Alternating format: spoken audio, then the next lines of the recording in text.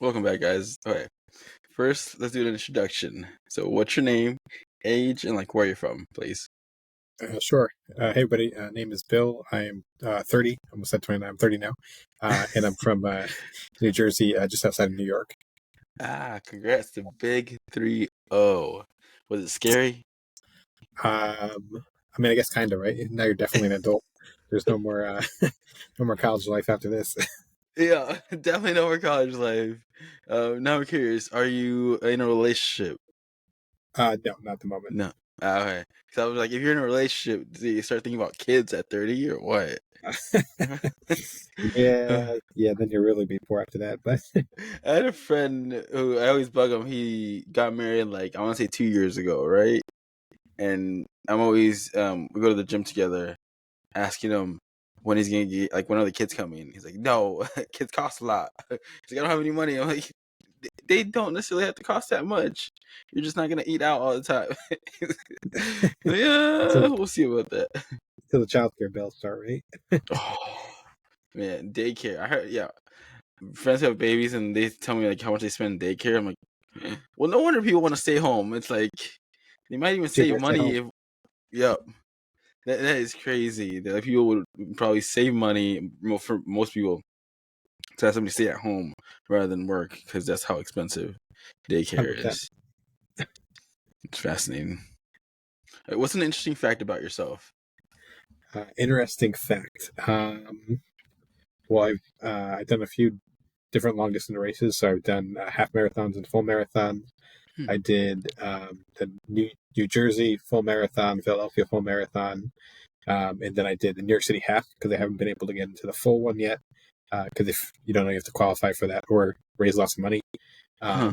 to get in it. And then I've done what other half ones have I done? I've done a few ones. I did the New Jersey half as well. It's the same course, just obviously half the miles.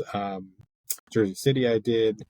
Um, there's more. I'm trying to think what they are, but well over 10 at this point.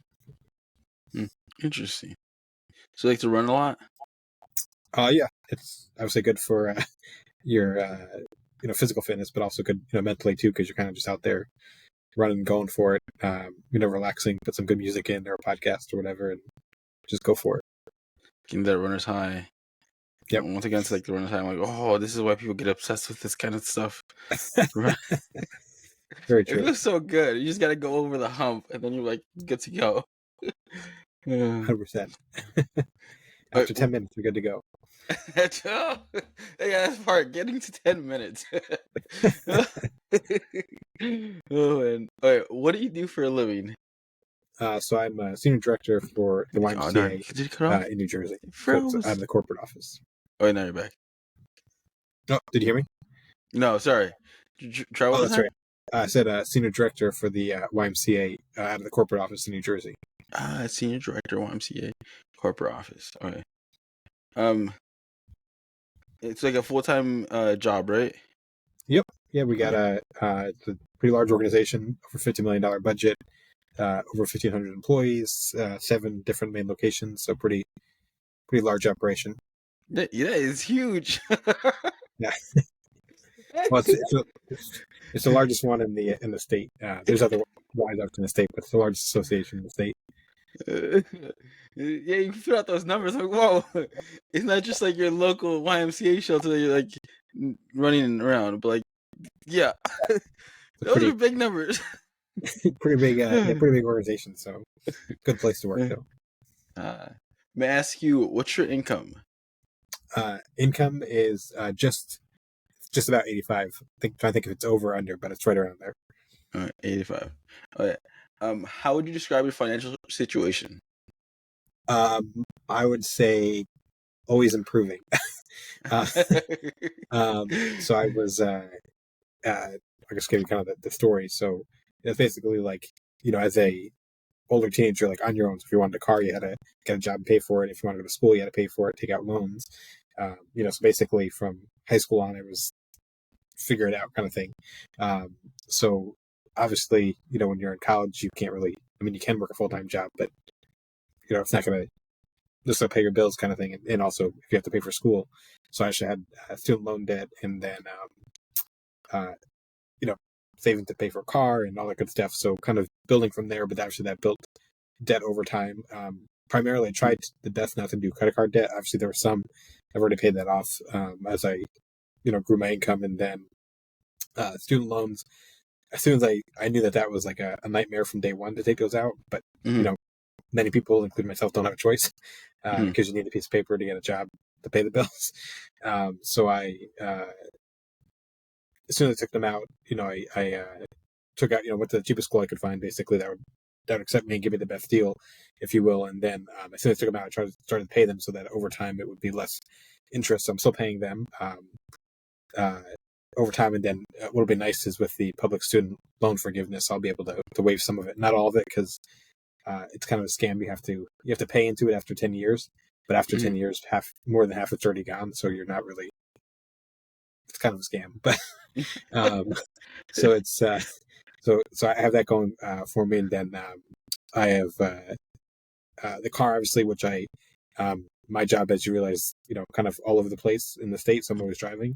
So I couldn't really have the old car I had, which is 2007 Toyota. I wanted something more reliable and then something more safe as well, because the newer cars now have like the CarPlay and it has the safety features, and so I'm going to be in there a lot. You want to make sure you have those stuff. So I purchased that, but then obviously that came with a loan because I wasn't about ready to drop $30,000 on a car. Yeah. I'm curious about that. How much did you spend on the car?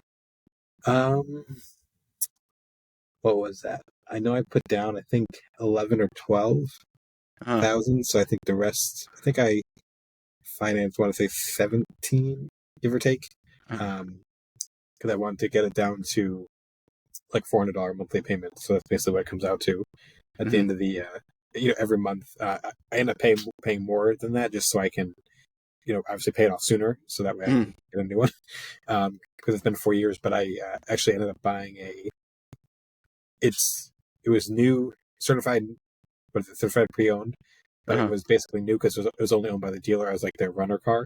So I had like 4,000 miles, nothing wrong with it. It just obviously was $4 or $5 cheaper than a brand new one because somebody touched it. So I got that, and that was again mainly I kind of did not the math, but like the have a monthly payment or have the car repairs, like pick your headache kind of thing. So I just went with them, something more enjoyable. So I had that, still have that debt.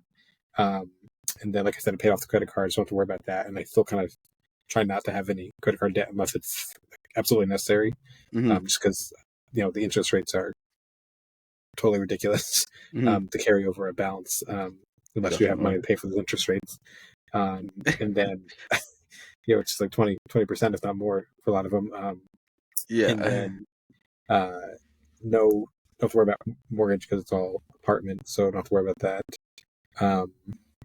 What else? I think those are the kind of three buckets. Everything else I've paid over time, trying to make sure like I have as little debt as possible, because that way obviously your credit score goes up, and then hopefully you'll get better interest rates when you do want to buy a house or a car in the future, or also keeps your insurance rates down and so on as well. So always trying to keep the debt as low as possible when I can, but I put it probably never be a time where I won't have debt unless I become rich in the next 20 years or something, just because of the way nobody really has 40 grand to just drop on a car. I mean, they do, but then you have no savings. So it's kind of like you're always going to have to owe somebody something in order to kind of get by through life. What would be like the total debt that you have? Right now, probably around with student loans. So let's see here, because I have a couple of different student loans. So probably around 20, maybe a little bit more. 20,000. Okay. And I'm guessing most of it's student loans and like car. Yeah, I would say that at this point. Yeah, as I've been kind of paying that down, because typically, what I learned early on, which was a really good tip, is every time you get a raise at work, like make sure you add more into your retirement, and then make sure you save more, and then pay down whatever you can. So that's what I've been doing. Paying more, like I said, paying more for the car, and then I actually this was kind of stupid on my part. I was paying more, like trying to pay off the student loan more, so that way, obviously, again, less interest, pay it off shorter. But then once I dug into the loan forgiveness, and obviously since the government's not, waiving any student loans or anything like that anymore, with the public student loan, if you basically just pay the minimum, as long as you make a payment, it counts towards forgiveness. So I learned to stop paying that, even though it'll take longer to get rid of it. It'll still be cheaper in the long run because they'll waive it after 10 years. Where if I was just paying double payments, double amounts, I wasn't doing myself any favors other than just giving the government more money. So, I'm curious, how much is the student loan? Total, like from the beginning or currently? From the beginning, beginning was from the probably beginning. just 47, 48, something like that, over 4 years. And I was with 2 years basically free through a scholarship. So still expensive. Definitely. Do you have any investments like 401k, Roth IRA, stocks, rental property? Yep. So I have my own, not 401k, but 403b, which I just actually merged them all into one account. Rolled them all over, if you will. And then I also have a annuity through work, which I contribute to, and they also contribute 12% on top of my salary. So that's a nice addition to the base salary. And then I also keep. I haven't really expanded out into what's the word, like, I don't want to say like real stocks, if that makes sense, but doing more like the smaller amateur, like Robinhood and Acorns. So I put money every week. Withdrawal goes out into Acorns. That's kind of just put it in and let's see what happens. 30 years, withdraw it, and hopefully there's a lot more money there. And same thing with Robinhood's a little bit more intentional because actually you're buying specific stocks, at least you can, which I do, and then let that grow as well. So kind of a amateur, not fully there yet, but keeping sure I have kind of all different buckets when I get older. You have Social Security, if hopefully it's still there, retirement from work, then your own personal retirement, and then also the investments too to kind of hold you over. But also in case there's some kind of emergency, you can always dip into those too. Right. Ooh. Do you have any savings? So I have my original savings account from like 14 years old. I still have that one, and then I have 4 savings accounts. One's with a credit union. They all kind of serve somewhat different purposes. They used to be more defined early on when I was trying to like pay off certain things, but now one's kind of just like the one that's in the credit union is just like there for retirement, like it's just a savings, don't touch it kind of thing, and that's why it's in that credit union because I can't just go run there and take out cash. I mean, I can, but I'm not going to drive an hour to the bank to do that. And then the other ones are matched with my 2 are with TD Bank, one's with Chase Bank. They're attached with your daily checking accounts too, which I don't really touch savings because I just automatically put money in there and then have enough for the day to day and try not to mix them. But they're there if I need them for whatever reason. And they probably total now. I just crossed over like the $100,000 mark in savings. What was another one? Do you budget? Yes and no. I used to early on. Yeah. So early on, I used to be very like, not super rigid, but be like, you have X amount for groceries and X amount for this. Especially more when I was at a lower income scale, if you will. And now that there's more flexibility, I'm not as kind of concerned. But I do kind of, still have that idea of like you should spend X amount on groceries, like a percentage amount, if you will. And then, like I said before, I also split my direct deposit so that every month or every paycheck, $500 goes right into savings. So like, no matter what I do, when I kind of spend the other money on, at least I automatically know that there's $500 always going to savings, which I pretty much never touch unless, there's some kind of big expense I have to pay for. Then I know there's automatically money going to the retirement. So I'm kind of like, even if I spend all that money I put into checking, it's still not like, I'm not poor basically. I'm still kind of taken care of for the most part. Nothing like, for the debts, what's the plan to like pay off the debts? I'm curious. Do you have like a time frame? So what I'm trying to do, with the car one, I'm trying to pay as soon as I can. It's still, $400 still a lot a month. But I'm hoping that I can pay it off soon enough. So that way it also lowers the insurance rates because those have gone up quite a bit since COVID, like a lot. Like I used to pay like $90 a month. And then my thought was once I turned 30, it would go down because that's usually what they say is like, once you get older, it's going to go down. And it didn't. It actually went up because of just the economy. So I'm hoping if I pay it off, the car is not as much of a risk. So that way, it'll go lower. But the also thought is that the more I pay that, then I can save for a newer down payment. So kind of pay this one off, own it, and then have 2 years with it still, where it's still pretty much in good shape, and then have money to go buy, sell that one, but then also have money so I have a larger down payment and a smaller loan on the next car. So that's kind of the plan there. And then student loans, it's in an interesting phase right now because I'm trying to figure out the original public student loan, but then they have the new save plan. So I'm trying to figure out the best option because you can, really extend out your payments over time and pay the minimum. Then you can, or sometimes you can double pay it. So I'm trying to figure out the cheapest option in the long run. I also, like I said in the beginning, I kind of want to get rid of as many debts as possible. So I'm trying to figure that out. But right now I'm basically paying, because I have the federal ones, I'm paying the minimum on because I'm still trying to figure out what the best route is there. But then I have a state one. I already paid off the private one early on because obviously that's not going to get forgiven. But then the state ones don't count on any of the federal stuff. So I'm paying double on that one. So it's typically like $97 a month. And I'm paying just about $200 every month just to get rid of it. Because again, that's not going to get forgiven or anything like that. So I've been paying that one off. So that's the first one kind of pay off. So I'll probably pay off the state loan, then the car, and then figure out whatever the federal government is going to do with with all their save plans and forgiveness and all that kind of stuff. Interesting. How was your financial situation growing up? Different than it is now. So there was 4 siblings, one parent, working Catholic school job, which doesn't pay anything, as a teacher. Ooh. So pretty much not a lot of money, which is why when I was old enough to work, it was kind of like get a job and figure it out yourself.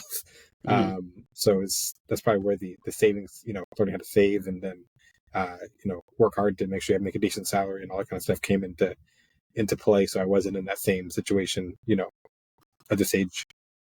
So 4 siblings, one parent working. I'm guessing money was short in that sense. And yes. Like, oh, so little you would be proud of who you are today with that kind of income that you're having right now. Whew. Yeah, I'd say so because I think, like I know people who weren't in that same situation, which at the time it's kind of like it stinks, right? But then you see people who didn't have to worry about any of that kind of stuff and were, hand gifted their car and didn't have to worry about paying for college, and they're in a different kind of, not everybody, but some people are in a different kind of mindset where they don't have to work as hard or they expect things to be given to them. For me, it's kind of like if you want it, you have to go get it yourself. What's your worst financial mistake? Worst one? Good question. I'll give you some time to think about it. We've had some people who somebody financed their sister's cell phone and the sister ended up not paying her back. Another one was this lady, her ex was in jail and she took out a loan to pay the bonds of her ex and the ex never paid her back. Who to guess that one for? I mean, mine probably aren't that exciting. I'd say probably the first, probably say it's probably 2. So I've always had jobs where I needed cars to go places. So I remember just buying one of the first cars I bought from a dealership. I had no idea what I was doing, so I definitely got ripped off doing that, and paying way more than I should have for it. But again, you're young and to take advantage of you if you don't know what you're doing, right? So I knew better the second time to bring friends who are better at negotiating than me. So that was probably one mistake. And then that car also, I had the mindset that, I mentioned it was a Toyota before. So I'm like, oh, this car's going to last forever. I'll be good for a couple of years. And the engine blew up 2 years later, the transmission. So that's why I was also, not only did I pay more for the car than what it was worth, then the transmission blew up. I was going to use, sell the car and then use part of that money as a down payment on the car I finance now. But obviously, with no transmission, you can't really sell it for anything more than scrap. So that was kind of a financial blow because then I had to obviously dig from savings to start from scratch with a car. And then I guess the other one would be, I don't know if I guess you could call it a mistake, but kind of a, what do you want to, I mean, definitely a mistake, but also kind of a very stupid situation was during COVID. You know, they paused all student loans, so they weren't. You know, during COVID, there were so many things going on. Nobody was really clear on what the hell was going on. So I assumed that the state loans I have were also on pause because, you know, government is government, right? Mm-hmm. Well, they weren't, and during so knowing the financial story now, so I had to basically get co-signers for some loans, and so my older sister co-signed one of them for me, one of the state loans, and so I assumed, you know, during COVID that they were all on pause, and I wasn't going to pay them because, you know, nobody knew if you would still have a job after, you know, during that period and so on. So I didn't pay. I didn't get any notification that I owed anything or anything. So I just assumed I didn't log in, didn't get any emails, so I just assumed everything was good. And then fast forward, like, I don't know, maybe that was six or 7 months. My sister goes to refinance her house because, again, obviously everything is cheaper then. So she took advantage. She was trying to take advantage of it, and then she found out that I wasn't paying the state loans, which I didn't know I was. I mean, I knew I wasn't paying, but I didn't know I had to. So she actually called me one day, and she was like, "Are you having money issues?" I'm like, "What are you talking about?" Like, no. I mean, I'm not spending money because I don't know what's going to happen tomorrow with COVID and so on. But I'm not poor. And she's like, "Well, you're not paying your student loan." I'm like, "Yeah, because I don't have to pay them." She's like, "No, you're supposed to be paying them." She's like, "I can't refinance my house because the credit score went down by like 300 points." Because basically, you know, if you don't pay after 2 months, you're no longer in the grace period, so they report you to the credit agencies. And so I didn't. I guess the annoying part is they didn't send any. They're supposed to send like a communication, like letters and so on, like snail mail. I didn't get any of those. I don't know where they sent them. I got no emails. The only way I knew was from her, and then I logged into the account, and there's like one little red sentence in red coloring that says, like, you know, you're past due. But I didn't get any other communication, so that led to learning that not only was her credit score screwed, so was mine. So we're both basically screwed. So I obviously paid. It was over like a $97 bill every month. It's so stupid. So I paid the $600 or $700 back, took care of it, and then I tried to fight it with the loan company, and they were like, "Oh, it sucks for you. Like, they could care less." And I still could have pursued it, but, you know, fighting with a financial agency is a nightmare. So then I just took the step of, you know, I obviously paid everything that was owed and so on, and then I just looked at how to rebuild credit, like through the Experian Boost and Chime and all that, you know, and obviously you can connect your cable bill and cell phone bill and so on to boost your credit as well. So I did that, and now it's almost back to where it was. But that was probably 2 or 3 years of trying to rebuild that after, I don't know if you call it a mistake or just aggravation or whatever, but definitely not the best financial situation. So log into your student loan account. So it'd be Yep, that's all I know. Don't believe whatever they tell you. Always double check. What advice would you give your younger self? Let's say 5 years back and like 10 years back. What advice? Good question. I mean, I would say, definitely continue to save early, whether that's through investments, checking account or checking a savings, so on. Invest early, and also retirement, because like over the summer I just went through a retirement consultation just to see, you know, how things were going and so on. And the lady was very clear, like, because I started as soon as I got a job, savings, that I'll be well taken care of.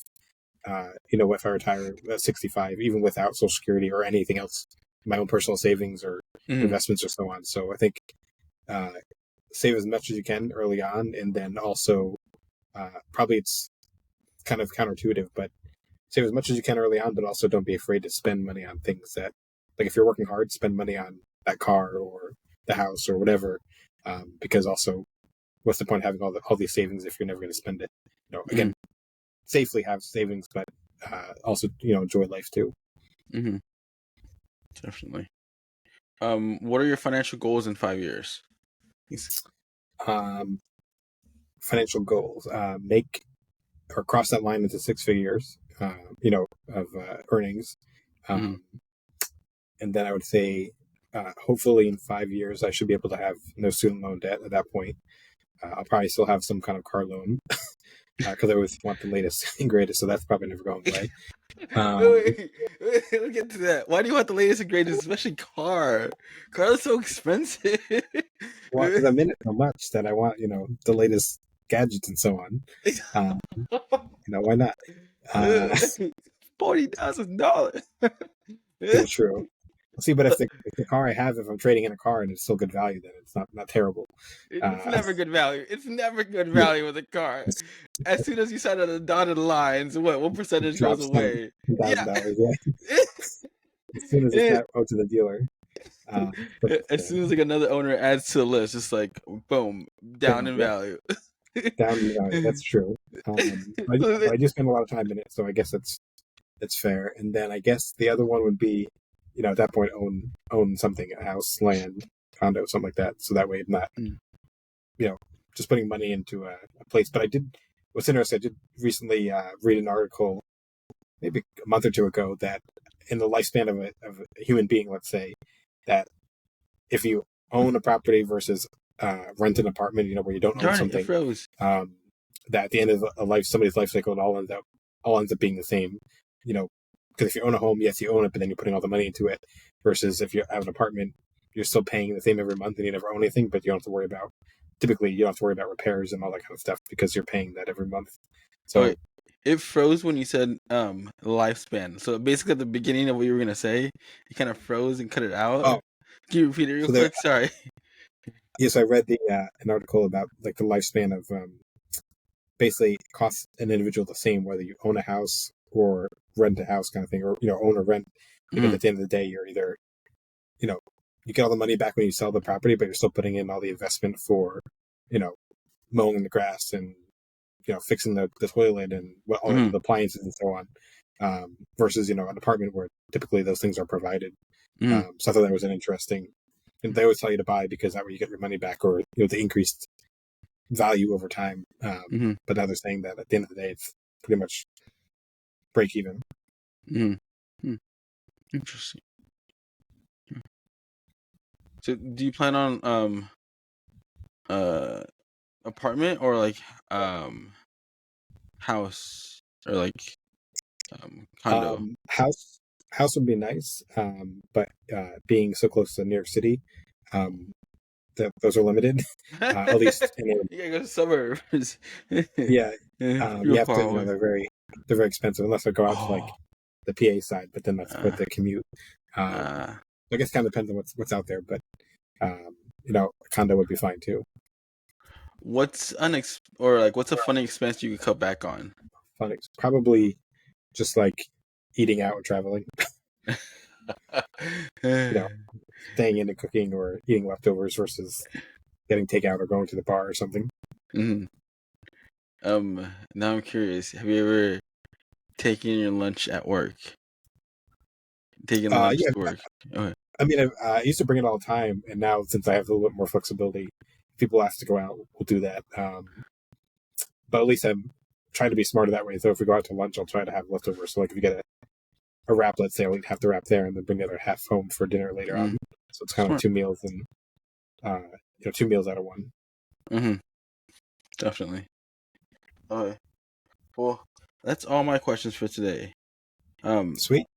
I'm gonna stop the recording and then give us like a few seconds for it to fully upload, and then we can continue. So thank you for your time, and then we'll stop the recording.